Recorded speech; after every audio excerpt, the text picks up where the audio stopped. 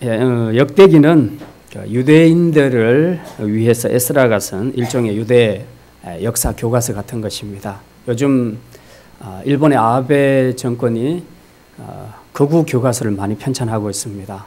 그래서 자신들의 그 추한 모습들은 다 가리고 자신들의 역사를 미화시키는 그런 역사 교과서를 지금 계속해서 만들어내고 있습니다. 교과서 편찬에는 정치가들의 상당한 목적이 담겨 있는 경우가 굉장히 많습니다.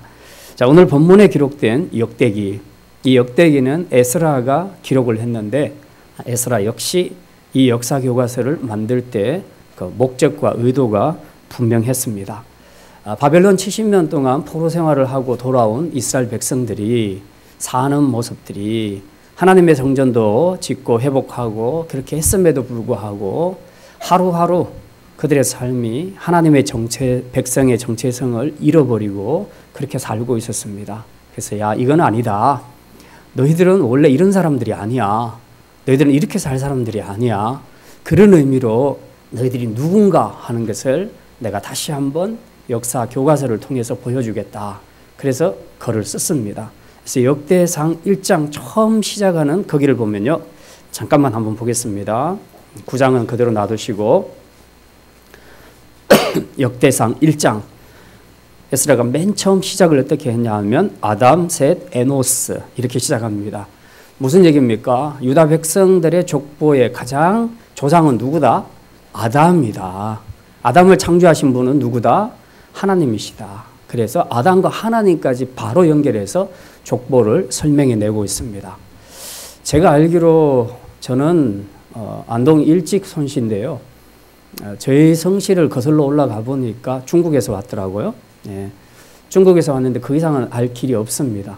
여러분의 성씨 본적을 이렇게 쭉 족보를 조사해 올라가면 어디까지 추적을 해낼 수 있습니까? 아마 족보에 기록이 돼 있을 건데요. 이 중에 혹시 왕족들이 있습니까?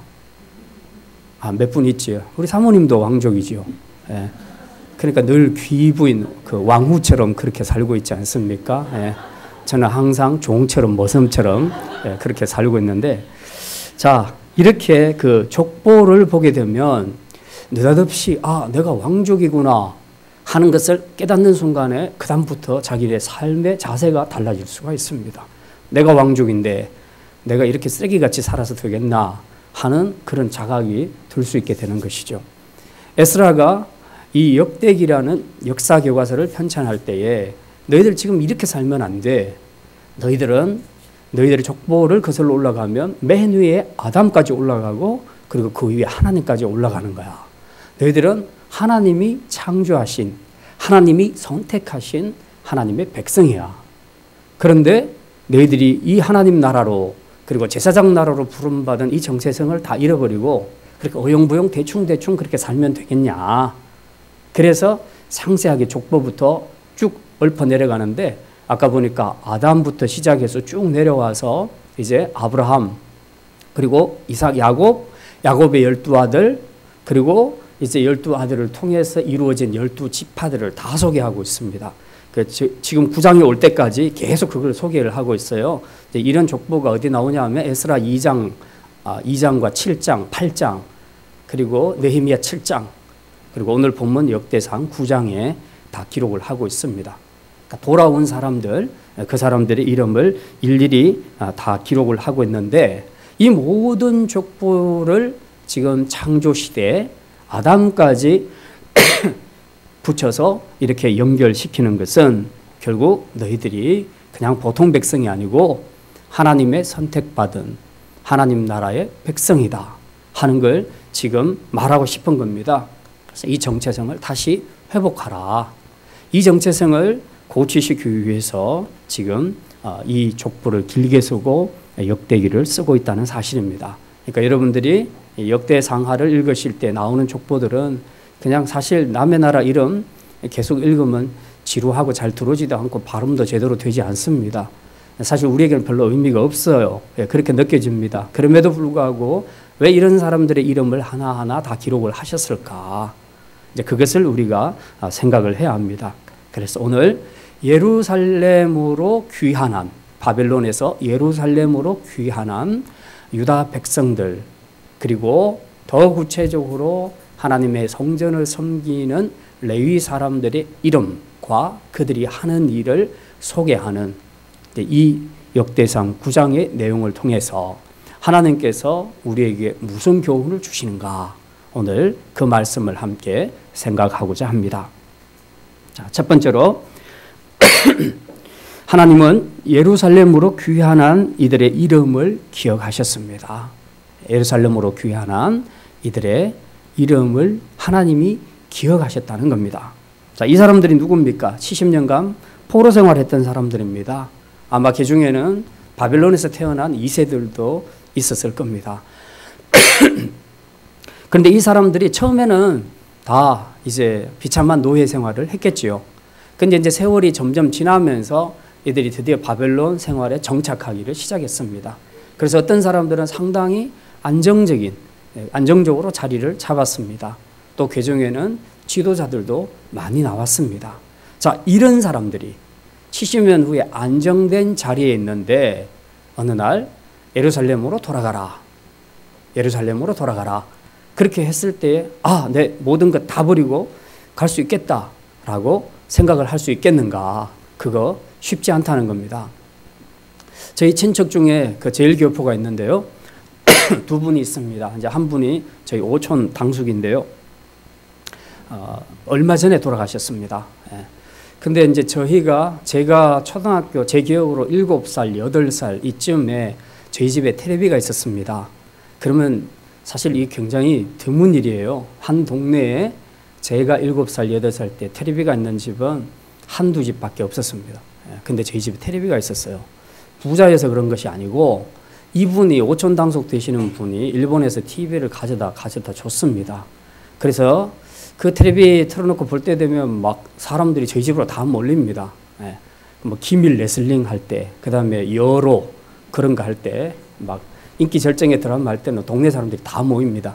자, 그 정도로 그랬는데 이제 이런 선물을 바로 이제 일본에서 하는 오촌 당숙이 선물을 해주셔서 그게 가능했습니다. 그분이 옛날에는 6.25 전쟁 이후에 일본에서 청년 시절을 보낼 때 굉장히 고생을 많이 하셨던 분입니다. 그런데 그 고생 끝에 나중에 중년에 들어서는 이제 드디어 성공을 하셨죠. 그래서 한번 나오시면 뭐 아주 우리가 보기 드문, 그때는 우리가 굉장히 후진국이었고 가난했기 때문에 우리가 볼 수 없는 진귀한 선물들을 많이 가지고 왔습니다. 그리고 그분은 오면 꼭 호텔에서 자고 갔습니다. 그리고 어느 날 보니까 무슨 긴 막대기를 들고 왔던데 그게 뭔가 했더니 나중에 보니까 골프채더라고요. 네. 이거 한 번씩 나오시면 꼭 그 골프를 치고 이제 그렇게 돌아갔습니다.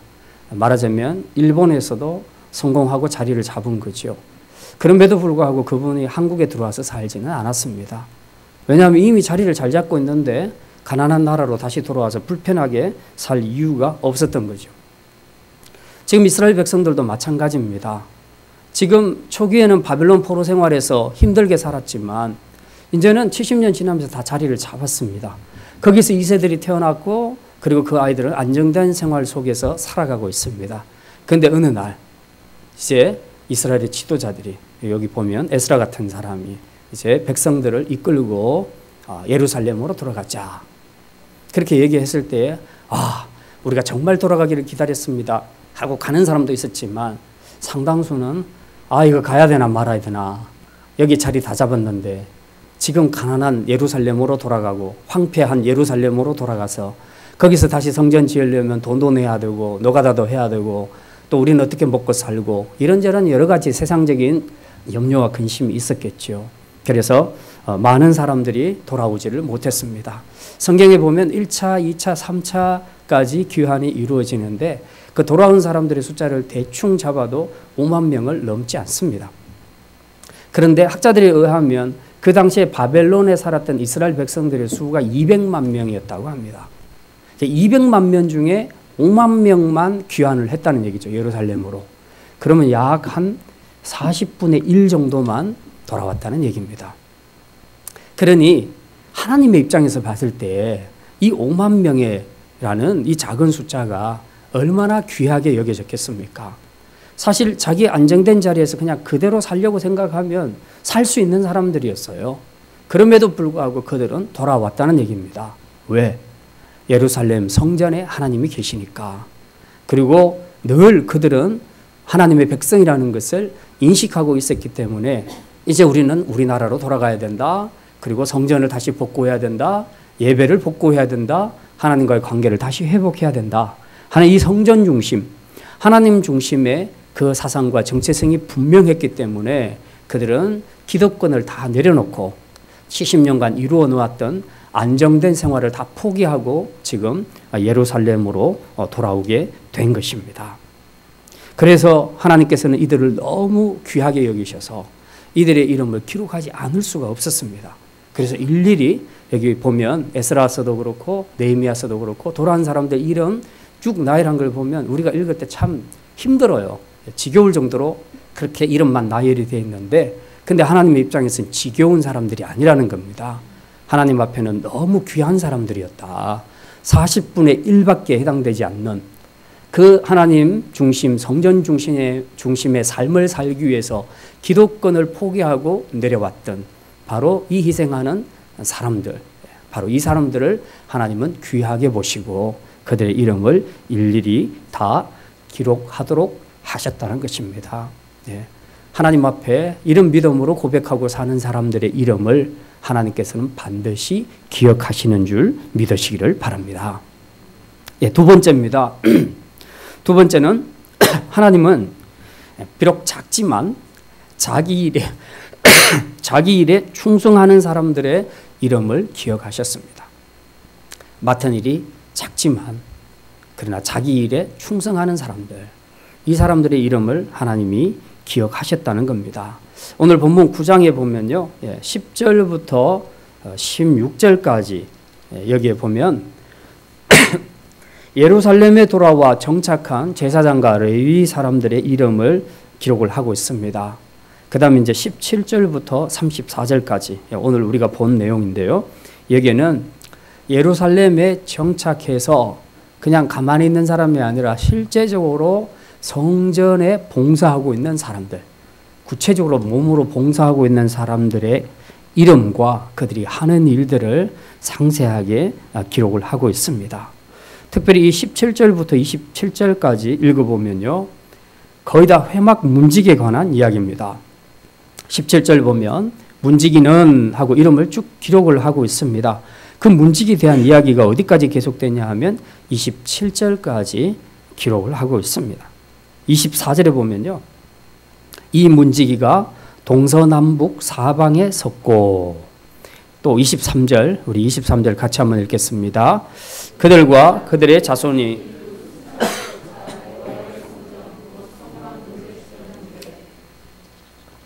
23절, 24절을 보니까 이 문지기들이 하는 일들이 상세하게 다 기록이 되어 있습니다. 동서남북 사방으로 해서 그들이 그 문을 지켰고, 또 성전 안의 모든 방과 곳간을 다 지켰다. 그리고 27절에 보면요, 문을 밤새도록 성전 주위에서 밤을 지내면서 아침마다 문을 여는 그런 사람들도 있었다. 그렇게 기록을 하고 있습니다. 문을 지키는 문지기다. 그러면 뭐 오늘날로 비유하자면 뭐 수익점으로 그렇게 표현할 수 있을지요. 그런데 이 성전의 문을 지키는 이 일이 그냥 중요도로 봤을 때는 별로 중요하지 않은 것 같고, 또 뭐 일이 크게 뭐 사람들 앞에 눈에 띄는 것도 아닙니다. 회사에서도 우리가 중요하게 생각하는 그런 직급이 있고요. 회사를 지키는 수위는 뭐 별로라고 생각을 할 수가 있습니다. 그러나 수위가 없으면 회사를 지킬 수가 없는 것처럼 오늘 본문에도 이 성전을 지키는 회막의 문지기들, 이 문지기들이 하는 일들이 굉장히 보잘것없어 보이지만은, 그러나 오늘 본문에 보니까 무려 11절에 걸쳐서 문지기들의 그 하는 일들을 소개하고 있는 것을 우리가 보게 됩니다. 그만큼 하나님께서는 남들이 보기에는, 사람들이 보기에는 참 보잘것없어 보이는 직분이라 할지라도 자기 일에 충성하는 사람들, 그 사람들을 소중하게 생각하시고, 우리 같으면 그냥 한두 절에 끝낼 수 있는 걸 11절에 걸쳐서 하나님께서 문지기에 봉사하고 있는 레위인들의 이름을 소개하고 하는 일을 소개하는 것을 우리가 보게 됩니다. 그다음 28절부터 보게 되면요, 이제 그 밖의 레위인들에 대해서 또 소개합니다. 28절, 29절에 보면요, 한번 우리가 이런 글들은 잘 안 읽고 넘어가니까, 또 읽어도 대충 넘어가니까 우리 같이 한번 읽겠습니다. 28절, 29절입니다. 그 중에 어떤 자는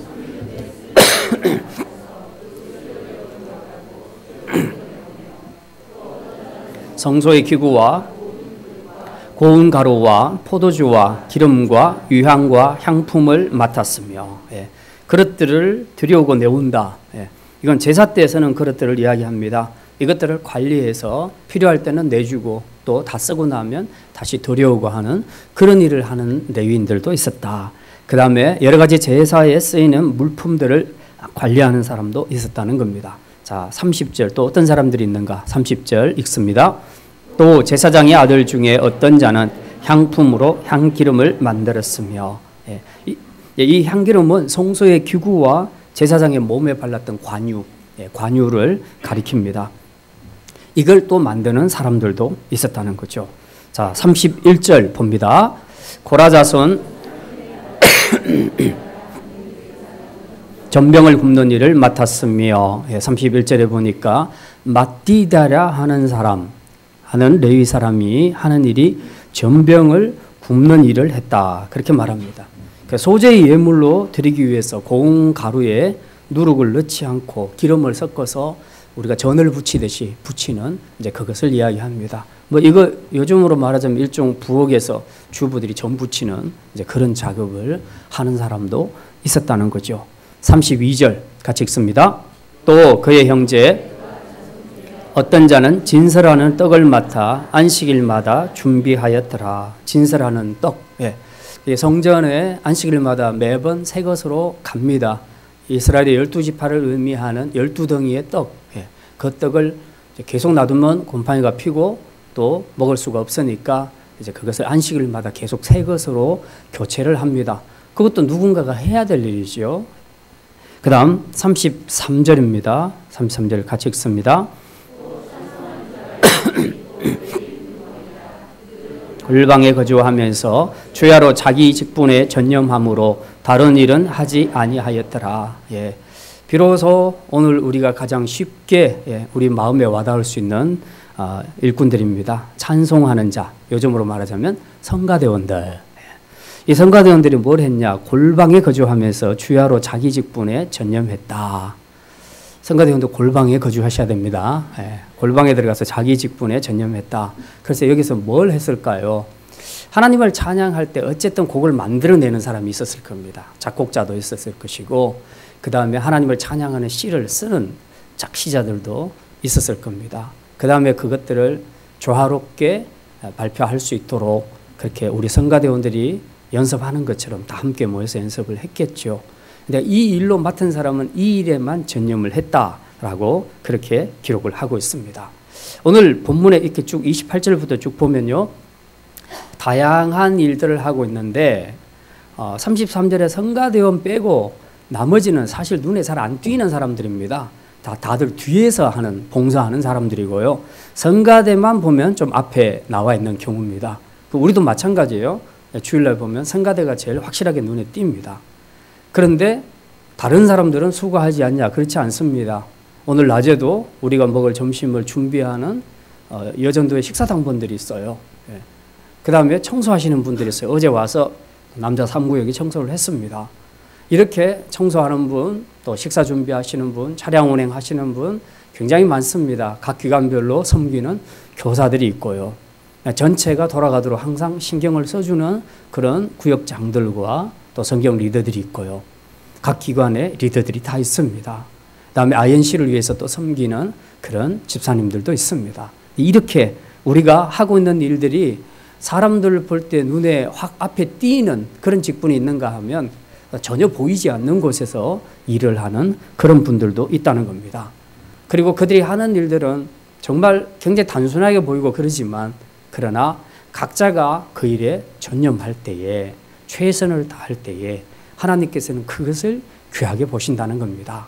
그래서 여기에 각자가 그 했던 일들을 하나하나 빠짐없이 하나님께서 다 기록을 하고 있습니다. 그리고 나는 뭐 맨날 점만 붙여. 그 점만 붙이는 것 때문에 시험에 들어서 우리가 그 일을 안 하겠다. 그렇게 하게 되면 그 저는 누가 붙일 것인가. 이제 우리가 신약 시대에 먹는 저는 먹어도 그만 안 먹어도 그만입니다. 그런데 이 구약 시대에 점 붙이는 것은 이건 꼭 필요한 것이죠. 결국은 이런 작은 일들을 맡은 성도들의 그 손길을 통해서 하나님의 성전에서 제사가 온전하게 드려질 수 있게 된 것입니다. 그러니까 어느 하나 소중하지 않다고 말할 수 있는 것은 아무것도 없다는 것이죠. 이게 바로 하나님 나라가 세워져 가는 원리입니다.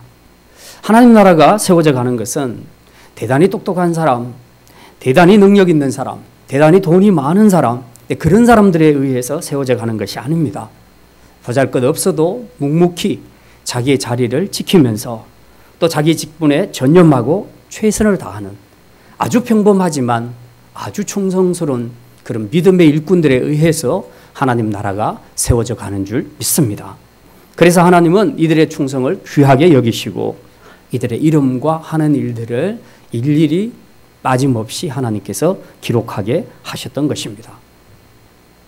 우리가 하나님 나라를 사모하고 동경하는 것도 굉장히 중요합니다. 그러나 하나님 나라가 우리 가운데 실제로 이루어지는 것은 우리가 희망하고 동경하고 생각하고 말한다고 해서 이루어지는 것은 아닙니다. 하나님 나라는 말보다는 희망하고 생각하는 것보다는 실제로 구체적으로 그 중심에 들어와서 자기 몸과 자기의 모든 것을 드리며 헌신하고 봉사하는 사람들에 의해서 세워져 가는 나라임을 믿으시기를 바랍니다. 우리 모두가 다 하나님 나라에 대해서 말을 할 수는 있습니다.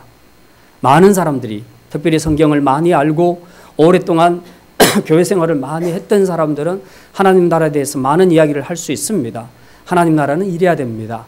우리 교회는 이래야 됩니다. 하나님 나라는 저래야 됩니다. 이걸 고쳐야 됩니다. 저걸 고쳐야 됩니다. 많은 이야기들을 할 수는 있습니다. 그러나 그런 말을 한다고 해서 하나님 나라가 개선되고 성장해 가는 것은 아닙니다. 오히려 그런 많은 말들보다는 말이 없더라도 각자가 맡은 그 직분에 충성을 다하고 최선을 다할 때에 바로 그런 사람들에 의해서 하나님 나라가 아름답고 건강하게 세워져 가는 줄 믿으시기를 바랍니다. 우리 샘물교회도 말을 많이 하시는 분들보다는 말 없이 섬기는 일꾼들에 의해서 지금까지 성장해 왔습니다. 외관상 눈에 띄는 자리가 아니고 나서는 자리도 아니고 어떻게 보면 남들이 알아주지 않는 그런 뒤쪽에서 섬기는 일들이지만 그러나 그런 일들을 정말 말없이 충성스럽게 잘 섬겨온 일꾼들에 의해서 우리 샘물교회가 지금까지 성장해 온 줄 믿습니다. 오늘 본문에 보면 이 성전 문직에 대한 기록이 거의 11절에 걸쳐서 이루어졌다는 거. 이게 지금 굉장히 중요한 것을 의미합니다. 문직의 이 직분과 일을 과소평가했다면 하나님께서 굳이 11절을 여기에다가 배정을 했었을까? 그렇지 않다는 겁니다. 하나님은 제사장이 하는 일이나 문지기들이 문 열어주고 문 닫고 하는 그 일이나 하나님의 제사를 이루어가는 데는 똑같이 중요한 일이었다. 똑같이 소중한 직분이었다. 이걸 말씀하고 싶은 겁니다. 그래서 이들을 오히려 길게 기록하게 하심으로써 하나님은 작은 일이지만 충성하는 자들을 기억하시겠다는 하나님의 의도를 분명히 이 말씀을 통해 보여주시는 것을 우리가 알 수가 있습니다. 이제 가끔씩 영화를 보면 맨 마지막에 영화가 다 끝나고 나면 이름들이 쫙 올라가잖아요. 자막으로 이름들이 쫙 올라가죠. 거긴 맨 처음에 나오는 것이 주인공 이름이고요. 그 다음에 조연들이고요. 뭐 엑스트라들이 나옵니다. 뭐 거기 끝에 보면은 뭐 뛰어가는 사람들 또 그 다음에 또 악이 맞은 사람들 뭐 이런 이름들이 쭉 올라옵니다. 예.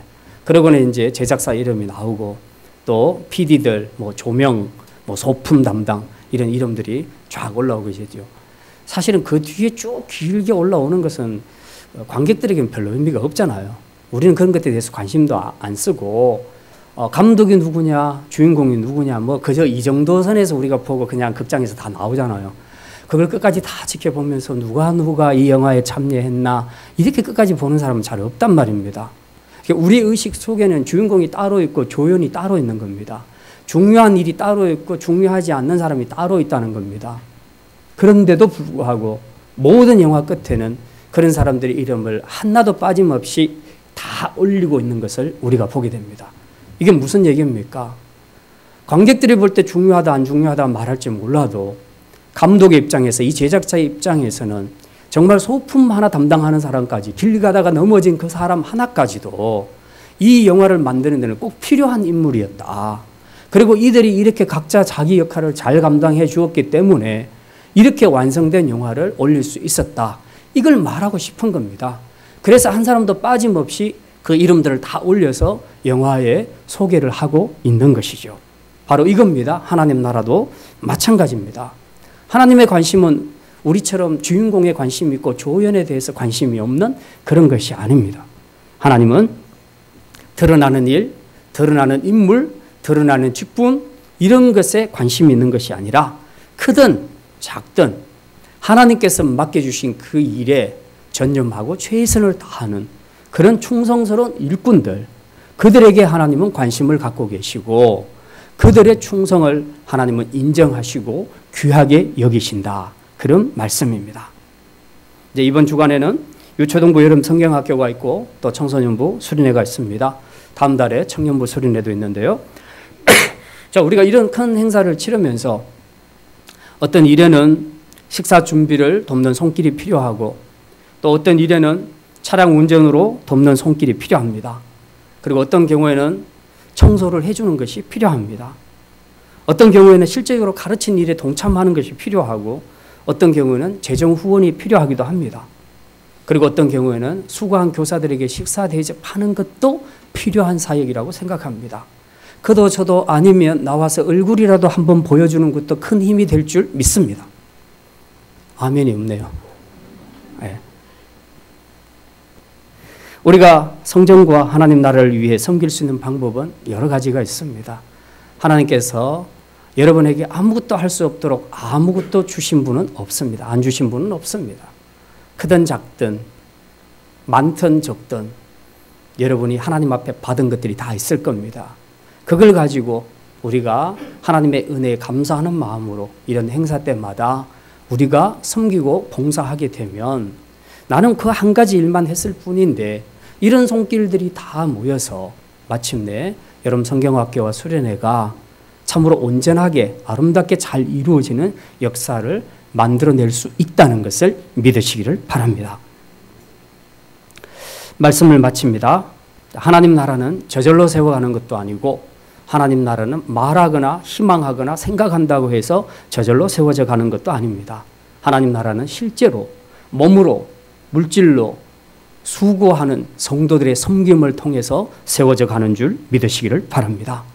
그냥 단지 하나님 중심, 성전 중심의 삶을 살기를 원했던 이 바벨론에서 귀환한 유대 백성들처럼 그런 마음을 가진 사람들에 의해서 세워져 감을 믿으시기를 바랍니다. 뿐만 아니라 하나님 나라는 외관상 별로 중요해 보이지 않는 그런 일들이지만 그러나 자신이 맡은 일에 전념하고 충성하는 사람들에 의해서 세워져 갑니다.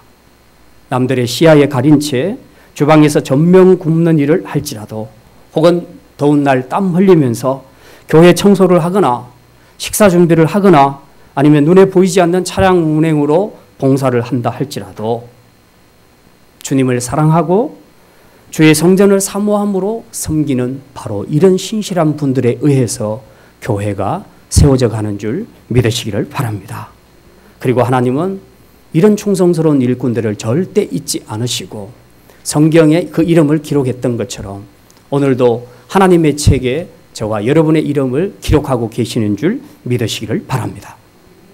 바라기는 우리 모든 생물교회 성도들이 이런 마음으로 주의 성전과 하나님 나라를 섬기는 자들이 되어서 이제 여러분의 섬김을 통해 하나님 나라가 힘있게 세워지고 우리 생물교회가 가장 건강하고 아름답게 세워져 가는 일에 귀한 축복의 통로로 쓰임받기를 주님의 이름으로 축원합니다. 기도합니다.